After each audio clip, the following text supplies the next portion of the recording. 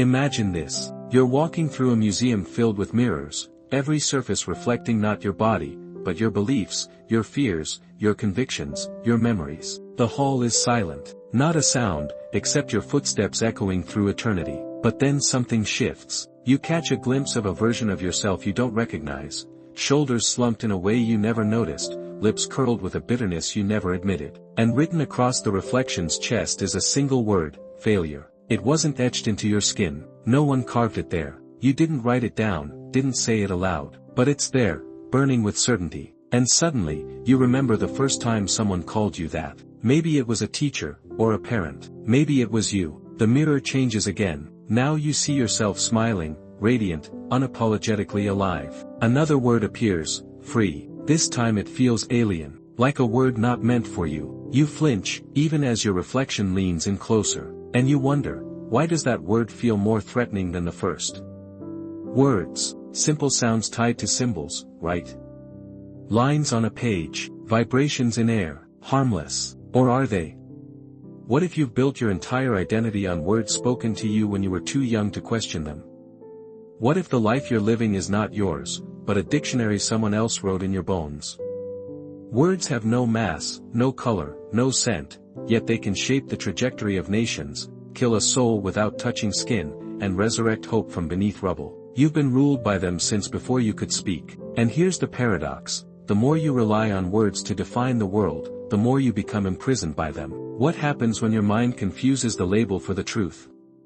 A child hears, "You're difficult," enough times and grows up believing love must be earned. A teenager hears, "You're brilliant," and the pressure to never fail becomes suffocating. One word, repeated enough, becomes prophecy. But here's the unsettling twist. Language is not reality. It's a translation of it, an abstraction, a filter. And like any filter, it doesn't just clarify, it distorts. It decides what you see and what you can't even imagine. Let that sink in. The words you use don't just describe your world. They determine what kind of world you believe is even possible. There are entire cultures without words for guilt, ownership, or enemy. What might their lives feel like?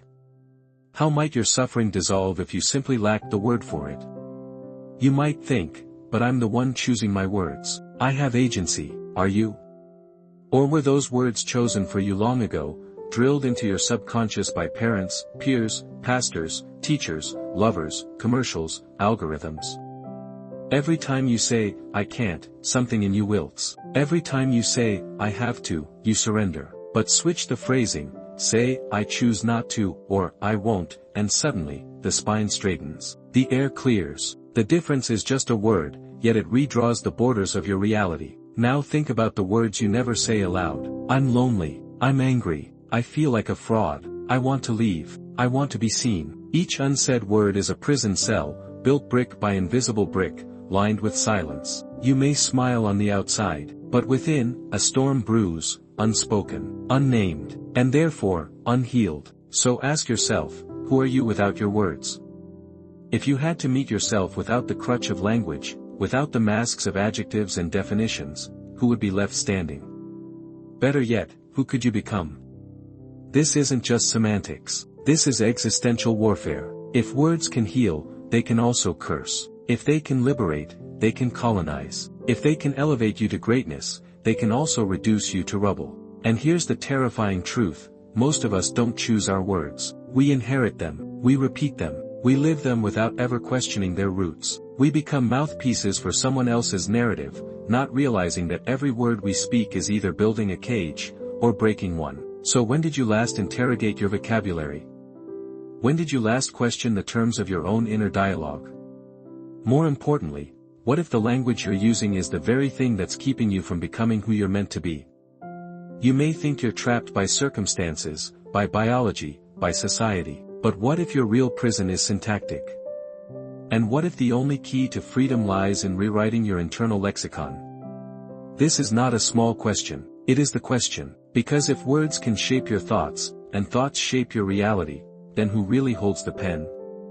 Welcome to the threshold. Behind this door lies the anatomy of the cage you didn't know you were in. Do you dare keep walking?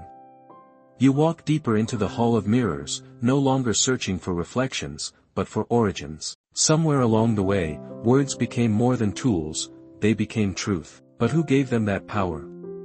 And why did you never question it?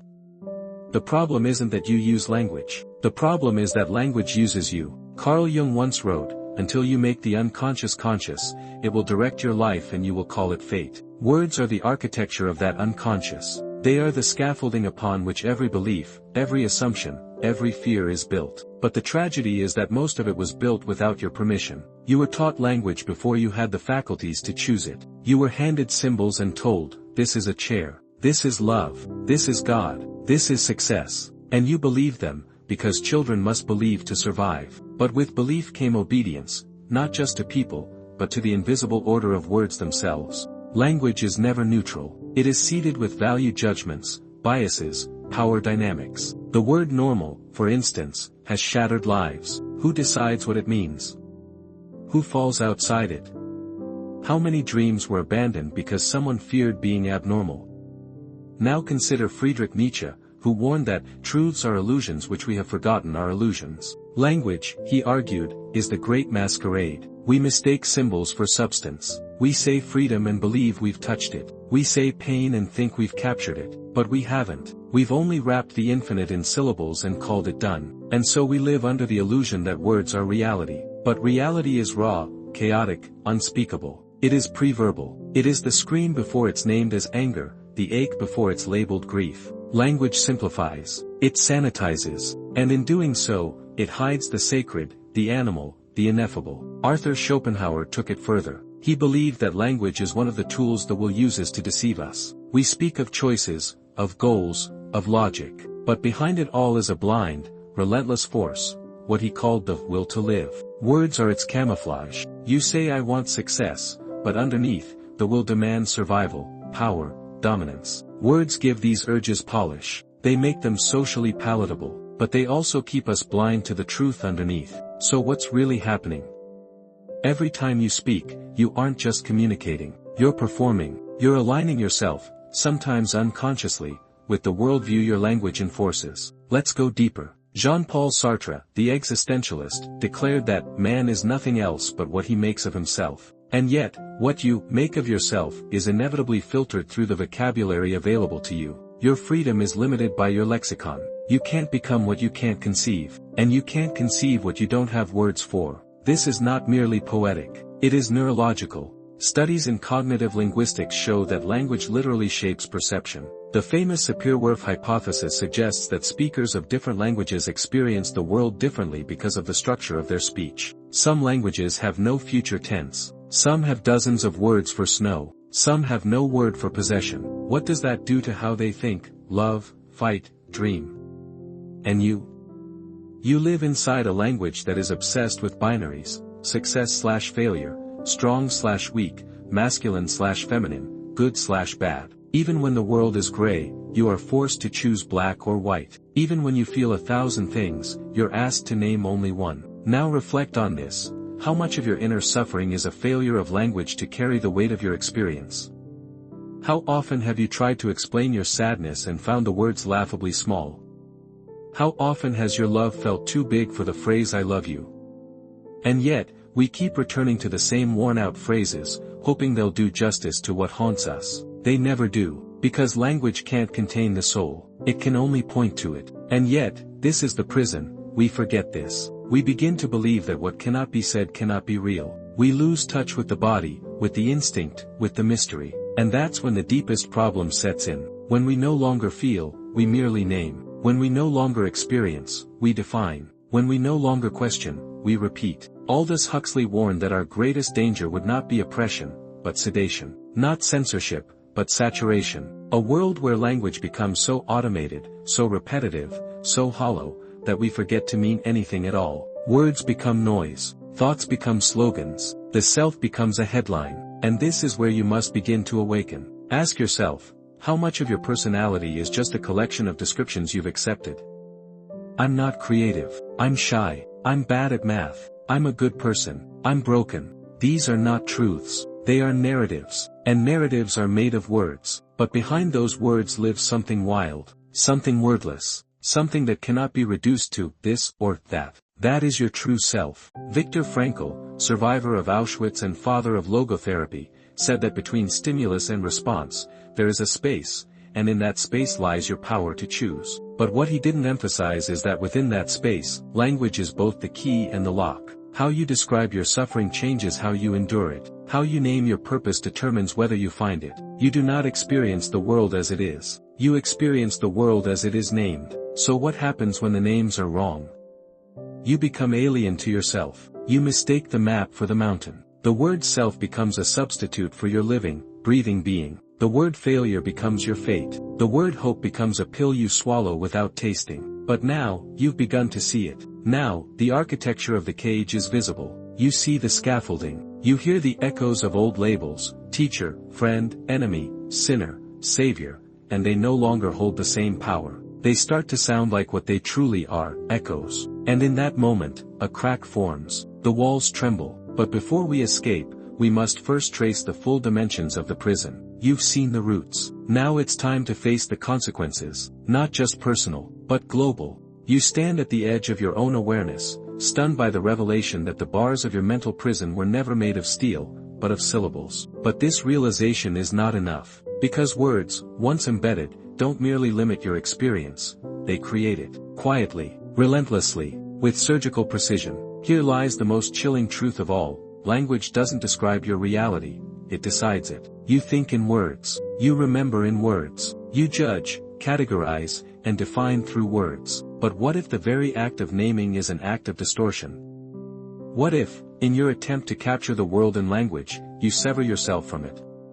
Consider the child who falls and scrapes her knee. She doesn't yet know the word pain, only the sensation. It's raw, it's real, but the moment an adult rushes over and says, "Oh no, that must hurt," the child learns not just what she feels, but how she is supposed to feel. The sensation becomes a label. The label becomes a story. And the story becomes her reality. This is how the world colonizes you, word by word, story by story, until your entire life is a narrative you didn't write, spoken in a tongue that isn't quite yours. But that's just the beginning. The consequences scale, from the personal to the political, from identity to ideology. Every system of control, be it government, religion, media, or corporate culture, understands the first principle of domination: control the language, and you control the mind. George Orwell warned of this in 1984. The regime didn't just surveil, it rewrote the dictionary. They called it Newspeak, a stripped-down language designed to make dissent not only illegal,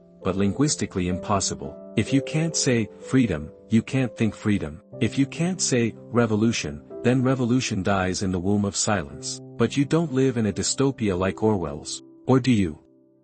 Look around. What do you call a war that your country starts for profit? Peacekeeping. What do you call mass layoffs by billion-dollar companies? Corporate restructuring. What do you call invasive surveillance? Enhanced security. What do you call burnout?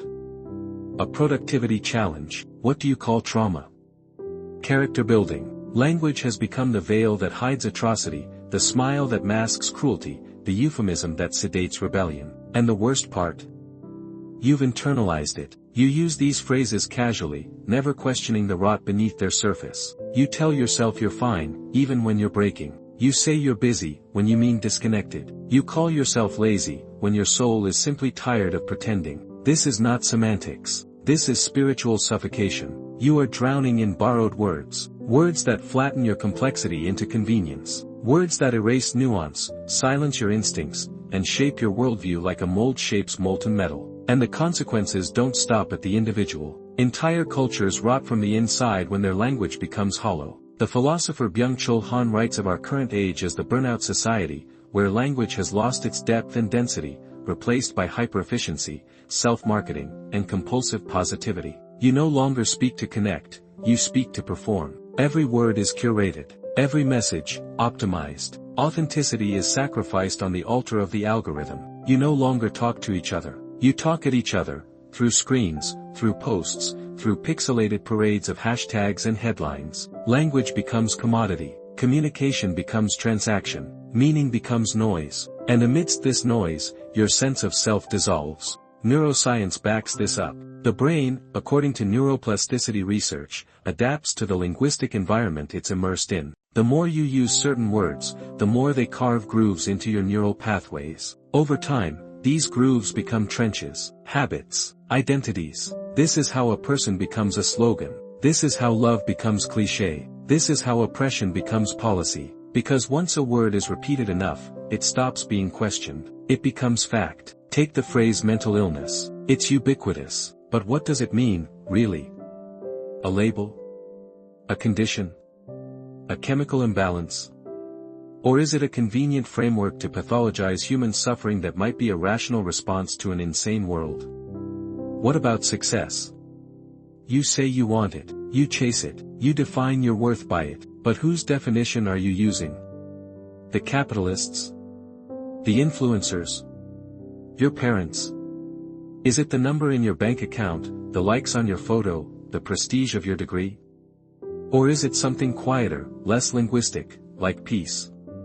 These questions aren't academic. They are existential, because until you interrogate the words you live by, you are not living your life. You are reciting someone else's script. And still, there's more. Language doesn't only control what you see, it controls what you don't. There are emotions you felt but never named. There are truths you've known but couldn't articulate. And because you lacked the words, you buried them. You assumed they weren't real, but they were. They still are. There are entire languages, like the Native American Lakota tongue, that have words with no English equivalent. Words that describe the sacredness of silence, the feeling of unity between self and nature, the grief of losing not just a person, but their entire way of being. When those languages die, those realities die with them. And when your inner language becomes impoverished, so does your soul. You settle for superficial feelings because you don't know how to express the deeper ones. You mistake numbness for peace. You mistake validation for love.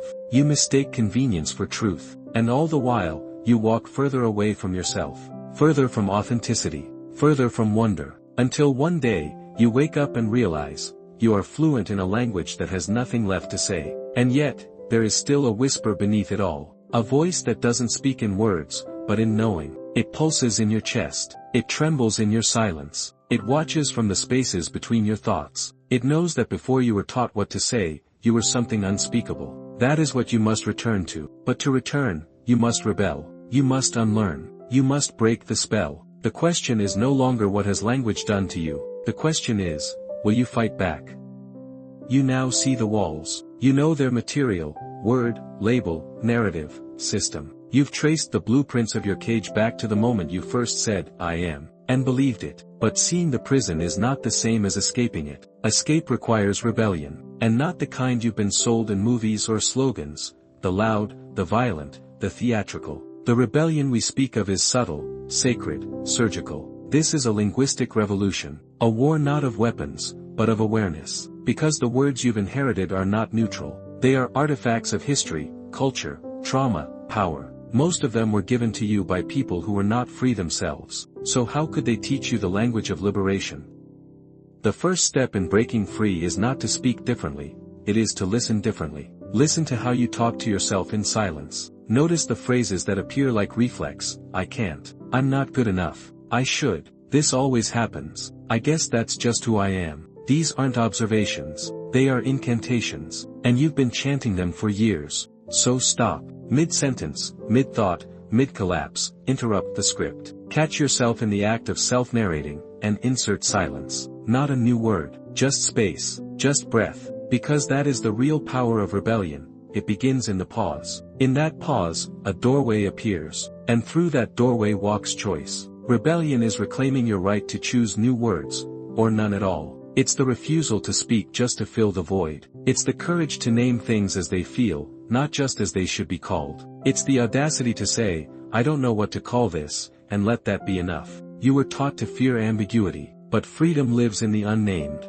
Now, reclaim the language of your inner world. Create new words for your pain if old ones don't fit. Refuse to call yourself lazy when what you are is disoriented. Refuse to say fine when what you mean is numb. Refuse to call it overreacting when your body is simply remembering something no one else can see. Invent a private vocabulary if you must. Whisper to yourself in metaphors. Let poetry become your native tongue. Because if the dominant language oppresses you, you must build your own dialect of liberation. This is what mystics and artists have always done. Mystics use paradox. They say, God is nowhere and everywhere. The self is both illusion and reality. Why?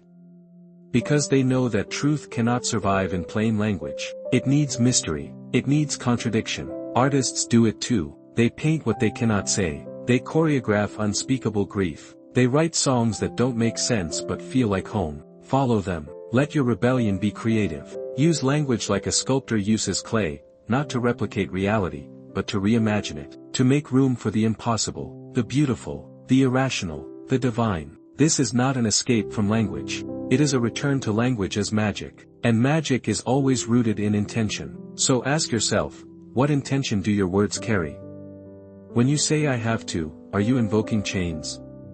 When you say I choose to, are you invoking agency? When you say I am, are you describing a moment, or casting a permanent spell?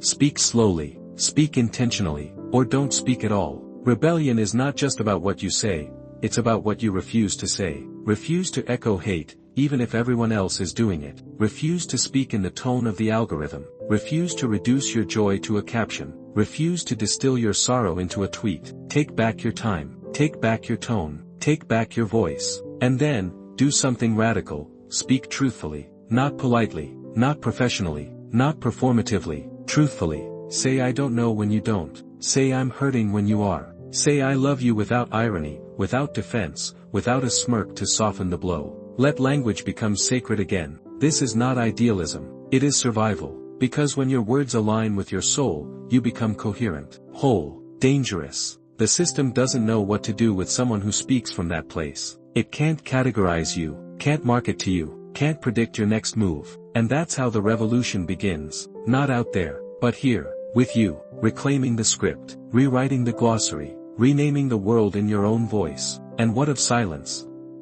Silence is your ally now, not the silence of fear, the silence of power. Let your silence unsettle people. Let it challenge the pace of their speech. Let it stretch conversations until something real emerges. Let it be the void where new meaning is born. You do not owe the world endless commentary. You owe it presence. And presence cannot be performed. It can only be felt. So speak when it's real. Speak when it's needed. Speak when the words rise not from fear, but from clarity. And when they don't.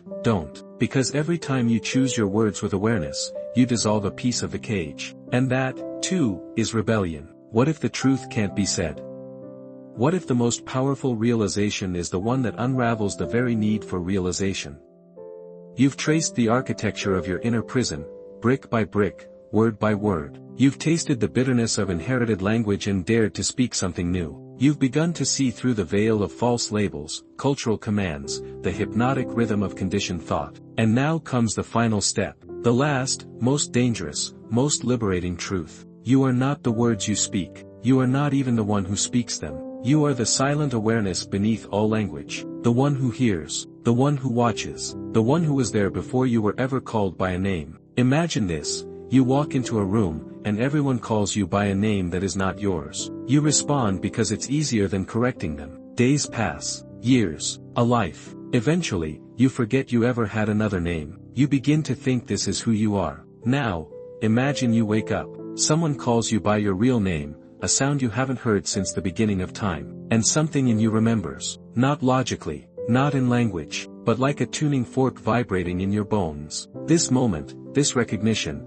is not intellectual. It is ontological. It shakes the foundations of who you thought you were. Because once you hear your true name, you realize, every label was a borrowed coat. Every word was an approximation. Every belief was a frame, sometimes beautiful, sometimes gilded, but a frame nonetheless. And the truth?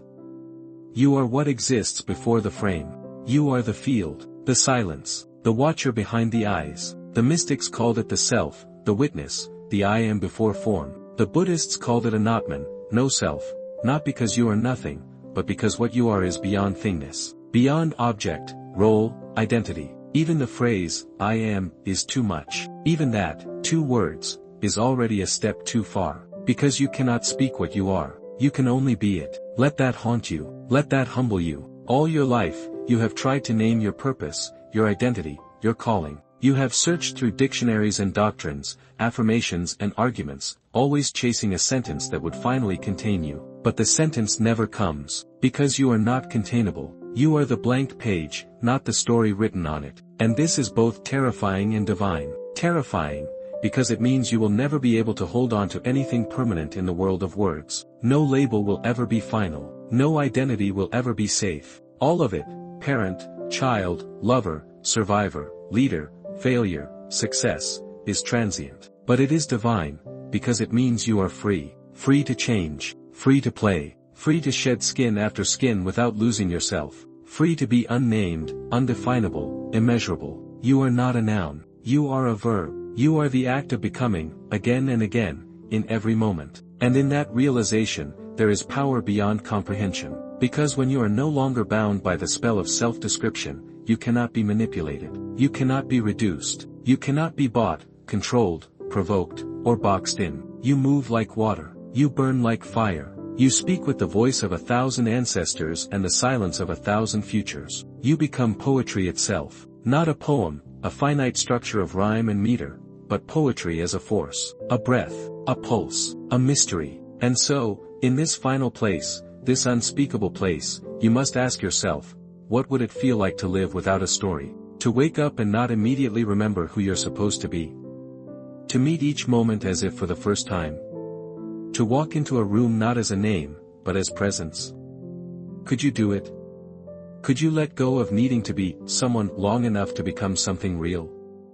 This is the challenge. This is the gift. You do not have to stop speaking. You do not have to erase your history. You do not have to abandon every narrative you've ever believed. You simply have to stop mistaking them for you. They are maps. You are the terrain. They are echoes. You are the original sound. They are shadows on the wall. You are the fire that casts them. So speak, yes, but speak with reverence. Write, yes, but write knowing the paper is sacred. Name things, yes, but hold your names loosely, like butterflies, knowing they are beautiful and fleeting. And when the time comes, and it always comes, when silence falls again, let it. Do not rush to fill the void. Do not panic in the stillness. Do not fear the nothingness, because in that nothing, you will find the only thing that's real. You, the watcher, the witness, the ineffable being who has worn 1,000 names, spoken 1,000 truths, and now returns to the source, the wordless origin, the nameless center, the sacred self. And from that place, let your words rise, not as definitions, but as offerings. Let them be blessings, not branding. Let them be bridges, not borders. Let them be instruments of freedom, not cages of control. Because now you know, words shape reality, but you shape the words.